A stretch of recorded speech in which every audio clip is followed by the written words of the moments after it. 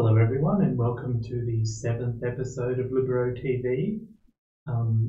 If you are having any trouble with the chat, please feel free to give us a call on the main phone number, which is 0733563631.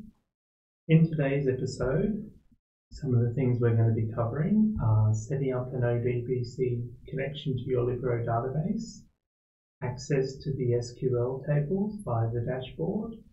We'll be showing you some of the sample Libero reports, and we'll also be going through some desktop report schedulers. We'll also demonstrate one of those live for you today, and we'll look at Google Analytics, and we'll also have a sneak peek at the next big thing, which is the new prototype for Business Intelligence Dashboard. So to start off today, we're going to look at the ODBC setting, which is really the basis of all these reporting tools. So what you'll need to do is ensure that you have the Cache ODBC driver installed on your computer. If it's not already installed, you can find this on our TP site, and there is also an article for this and many of the other things I'm going to go through today on the Libero Exchange. So I highly recommend you have a look at. So we'll start off here. ODBC. And what you'll want to do is to go into the system DSM, and you will want to go on and add. And you'll look for InterSystems ODBC35, and then you'll find here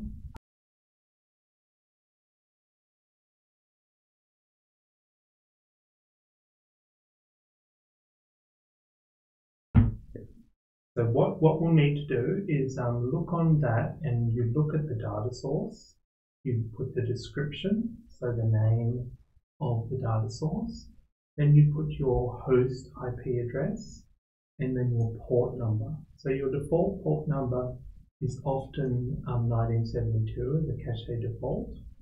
Then you put the namespace. So if you have a number of namespaces, you may have Libero as your main one, you may have a museum, you may even have a lib test. So you can report from all of those. And then the next thing you need to have is the password, and with that you definitely have to make sure that you use your own username and password, which would be the same one as for your user profile, and you definitely wouldn't want to use Libero. And after that's all completed, you would just go on and test connection, and that would tell you if everything is running correctly. If that's not showing as you expect, you can do some troubleshooting with the password, do some troubleshooting to make sure all of your details are entered correctly. But otherwise, that should set up your basic data source, which you'll need for reporting, and also eventually is the source of the business intelligence. So now we'll have a look at what you use to actually report from, which is the SQL tables. So we'll move now to the browser. So this now is the Libero dashboard.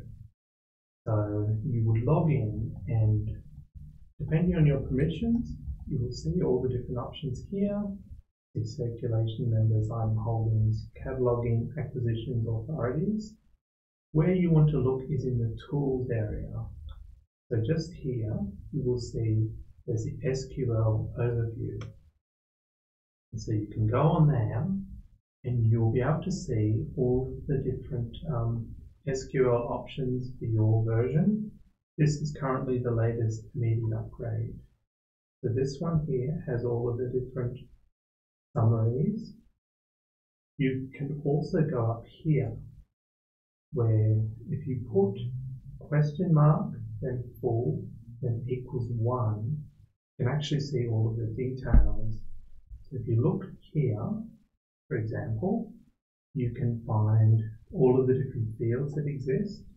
You can find a description about what they'll actually have, the type of data that's there, even the length. So what this can be very useful for is if you're looking for a particular data field, you can use the control and find. You can often find the exact fields that may be useful. So that's by putting on the end of that question mark, then full equals 1 on your SQL option. So, how's the chat line going? Do we have any? No questions yet, but we've got a hi from Waverley Library. Hello, Waverley. Hello. We've got a scheduler coming up, which we hope you'll like. So, just from there, you'll find there's particular tables here. So, it will show you all of the newer tables, but it'll also show you some of the legacy tables.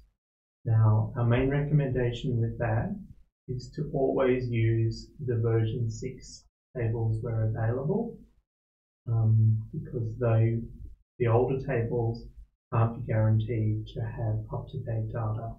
So always use the newest SQL tables, and if you have older reports, we highly recommend you update them to the newer ones. So, the next thing that I'll show you is on the Libero Exchange, and this is something we touched on in our first episode, way back episode 1, of the sample crystal reports. So these ones here are in different areas, quite close to the different modules, but you'll find them here in alphabetical order, but they're not all put by the date created. They're all in alphabetical order to make them easy to find. So here's the acquisitions, authorities, bibliographic and catalogue, circulation, holds, reserves and fines. Here's the holdings and item records. Here's the interlibrary loans. Here's some spine labels. And here's one which will be of particular interest to many libraries. This one here contains many of the bibliostat or the state library or other major quarterly or yearly reporting. So this has a lot of reports that you can download, change to your data source, which we've created earlier, and then run on your database. So these ones here will provide the exact stats you require for a lot of those particular areas in the state library reports. So if you are a hosted library, the majority of these reports are probably available in the community reports area, which is in your user reports.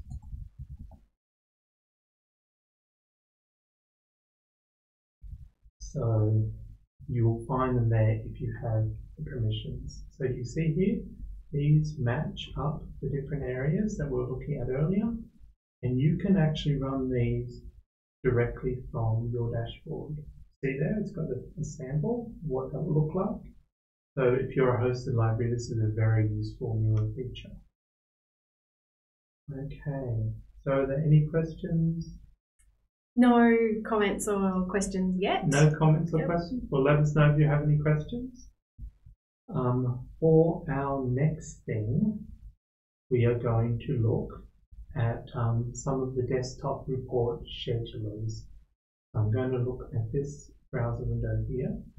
This is a website by a Crystal Reports expert called Ken Harmony, and he has created a lot of comparative information about different products. So this includes product viewers. This also includes product schedulers. So there's a lot of reviews, there's a lot of information here, a lot of comparisons. I'll just show you another page here where he actually goes through different scheduling engines. So there's the two different types. There's the desktop and there is the server. But I'd say for many of the libraries, the desktop would be particularly what you're looking for. So here is some information about a few of them. So there's Graph Automation, who also were the original creators of Crystal Corral. There's Smart Report Organizer, which we're going to have a look at in a moment. And there's also some other ones. So we'll just move now to the Excel sheet. So are we all good?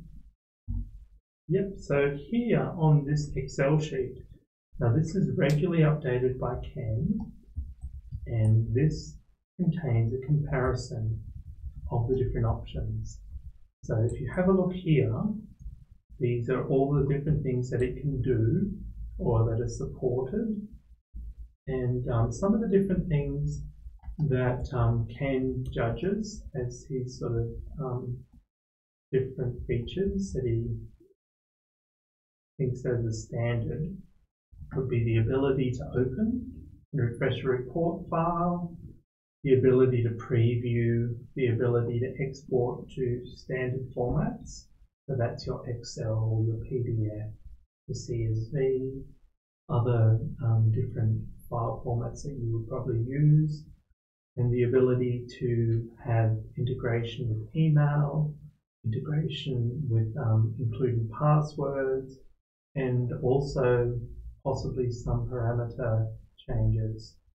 If we look here, these are basically organized from the more basic products, like the Crystal Delivery 10, all the way up into the more deluxe products like Report Batch, Run a Batch. But that one there has many options, and also even, I believe, 24-hour support. So as you can see here, many of these options here have free versions, and those versions do have limitations, but you can also purchase the full version, and they're quite affordable for many of them. So for example, the one we're about to look at, the free version, will allow you to do 6 different jobs at once, or you can purchase the full version for $200 one-off, and that will allow you to do unlimited. And there are the different options all the way up to this most expensive one here. And just keep in mind, if you do have the ongoing support, there is often ongoing support costs. So now we'll have a look at Smart Report Organizer, which is one of the options there. So we'll just move on to there now on that window. And so if we have a look here, this is the interface. It's quite easy to use. Basically what you would do is you would go on to add a job. We'll just have a quick look here at some of the options you have. So basically, first of all, you can browse and you can load up a report that you may want. You can choose to make it active, or you can disable it if it's not something you need. So you can see the options here: every minute, hourly, specific day, daily, or monthly.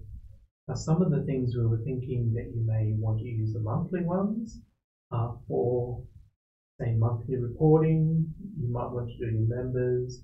You might want to do your item holdings. You might even want to measure your deletions. And the other things you may want to do daily or hourly could be reservations on shelf. There's some useful options which I'll show you in a moment as well with that. So you can potentially make it run every minute if you wanted it to.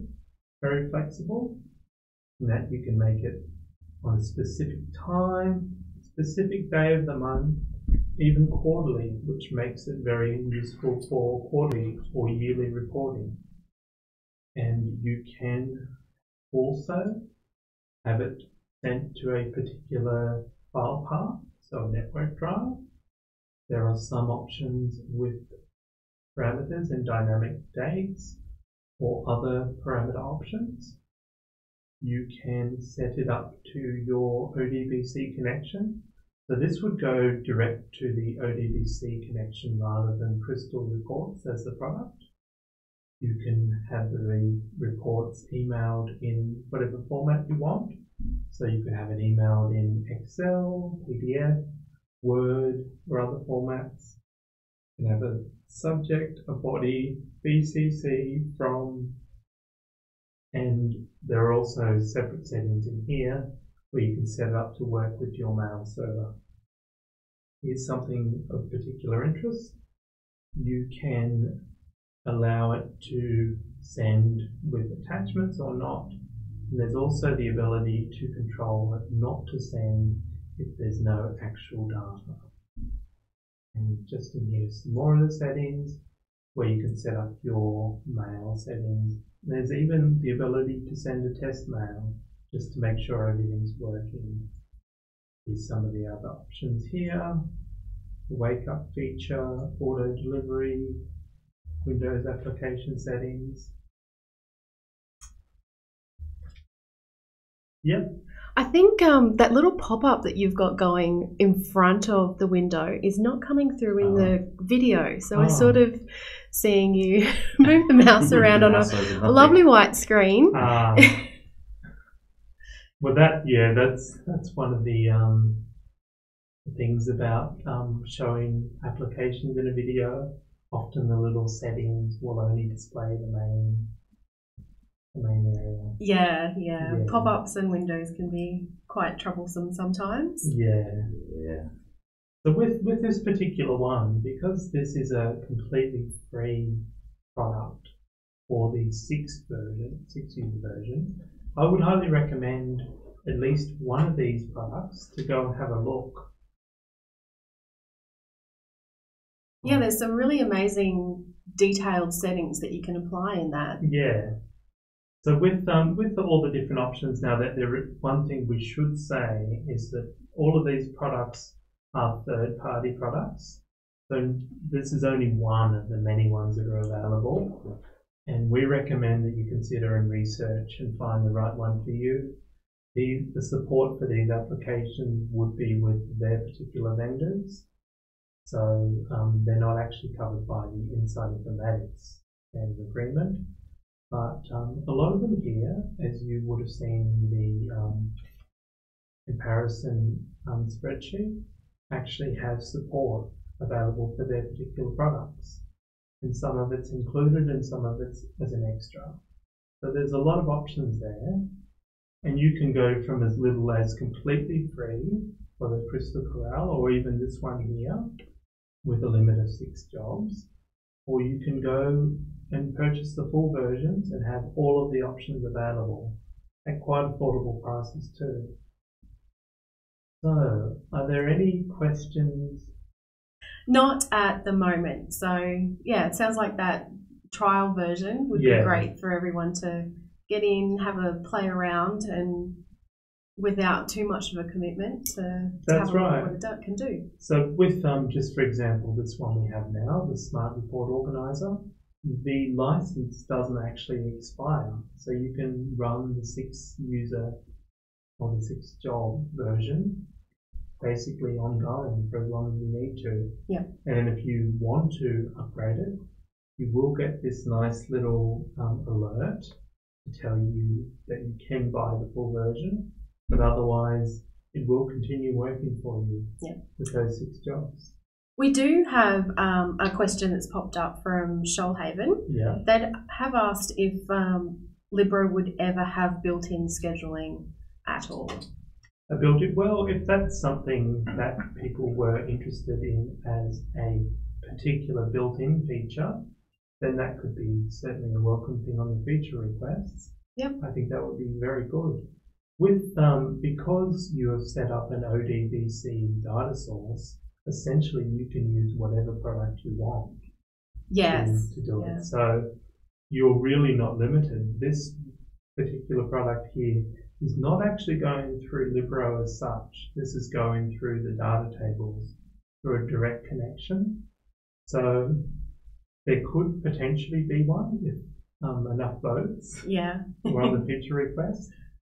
But right now you can use any of these products, and many of them are free. Yeah, and they've got many more features than we'd been able to support and supply straight away. So yeah, why not make use of these applications that have been built and are customized to get this data and support you in getting this information too. So these are, most of these here are available right now. You can just go on to nHarmony's website and there are links, and most of them are just 1 or 2 click installs. Yeah. There's no detailed configuration available. Great. That you really need to do. So that's basically that particular one there. Any other questions? Not at the moment. We're done so far. Well, thank you for that question, Shoalhaven. So now we're going to go back to the browsers. We're going to have a very quick look at Google Analytics. So Google Analytics for your WebOPAC. So I'll just open up our WebOPAC. So with the WebOPAC, you may want to find out how it's being used with the Google Analytics product, which is very easy to set up, particularly if you're a hosted library. With this one here, I would highly recommend that you go onto the Libro Exchange and look up the article there, which has the entire full setup. And I'll go through it very briefly now, some of the details. But essentially what you would need to do is you would need to put the different ones in your user-defined help. So I'll just go there now. This is a hosted library dashboard here. So what you would do is you would find the file name in question, and then you would cut and paste the code into there. If you were a on-premise site, then you would put the file into the place on your server where it was located. The particular one that you want to put it in is the page footer.dat, and you will get the Google Tag Manager code from your Google Analytics account. You need to paste that into there, and that should work from there, and you'll be able to use the Google Analytics from your own particular login within Google. So, speaking of the dashboards that are available, we're going to now have a quick preview of the next big thing, which is the business intelligence dashboard. So that will eventually be a feature built right into Libro, which will be on your dashboard, and it will allow you to see different trends, allow you to make business decisions, allow you to cross and check things across time, and basically it'll allow you to put your data into interactive visualizations. I'm going to have a look on one of the images. Yep, so here's an example here of a dashboard. So some of the ones here, here's the usage of a collection by member type. And these ones, this is a line graph. And there's other different types here where you can see some of the things that you can measure. Basically, you can essentially measure much of your data, particularly within collections or members or other different things that you'll find useful. The graphs can be interactive. A lot of the time you can have a preset dashboard which will basically allow you to have the data that's useful to you in your position and allow you to track that and watch that.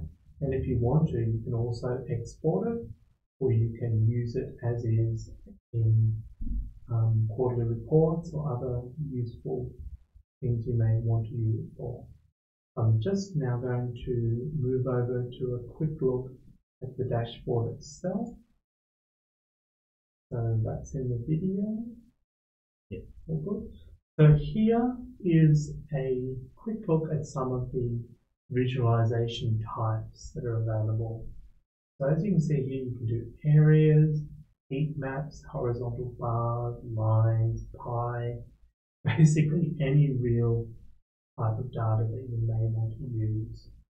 And it's really quite easy to set this all up.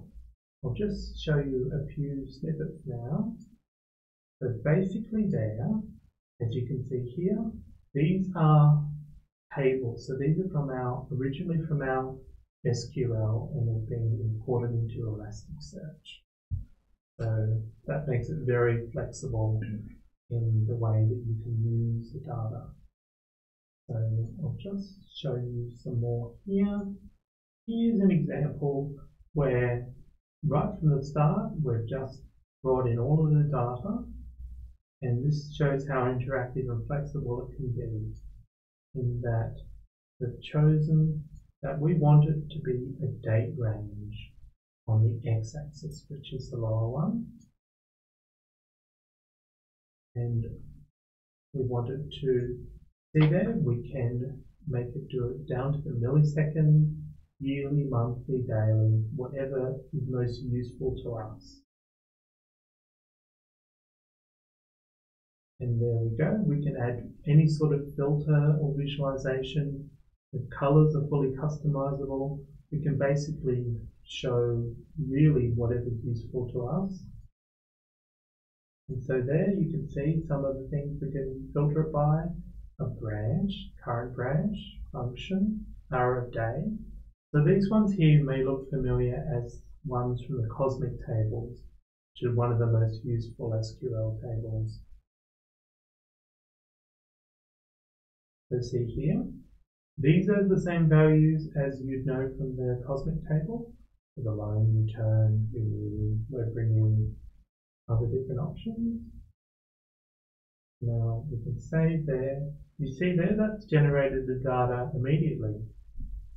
We can look directly at that already. You see there, we can go over it and we can see the exact different options from that week. We just have to hover over the different lines and it will show us the exact number. But not only do we have the visualization, but we also have the exact numbers, and we can further go on to actions, and we can export this into a variety of formats which you may find useful. And that's essentially a working graph. And the same thing is available with all of these different ones. And the most useful thing is you can have pre-made ones, or there is the possibility potentially for making new ones from scratch. So that, if you enjoy that, you'll see a lot more of that at the Libero user group, and we highly encourage you to come. So now, any questions about the business intelligence? No questions yet. So I'm sure there will be at the user group. But one thing I would like to say is that this business intelligence is not going to be a replacement of Crystal reports. Crystal reports will still be fully supported. This is an optional enhancement which is very useful in visualizations especially, but it is an extra thing, so it's not going to replace the Crystal reports. And that's basically all of the main things we had to cover today. If you have any particular thing that you're interested in, remember that many of the things we covered, setting up the ODBC, the access to the SQL tables, the sample reports, and even the analytics setup, and a lot of the other things are all in articles in the Libero Exchange, and we'll put a link later on to those specific articles so you can follow them up for anything that you're particularly interested in. And also we'll put a link to some of the report scheduler information. Yep. So anything else, Selena? No, I think that's going to save a lot of time and help with a lot of business decisions at the library. So hopefully everyone gets on board and starts setting this up, and we can assist through the support email. No, that's really good. All right. Well, any questions? No, well, No? Renette says thanks, and Thank you, Renette. thanks for watching, everyone. Yeah, no, thank you very much for watching. And if you have any ideas for future episodes or things you'd like to see, please let us know. But that's goodbye from us, and we'll see you next time on Libero TV.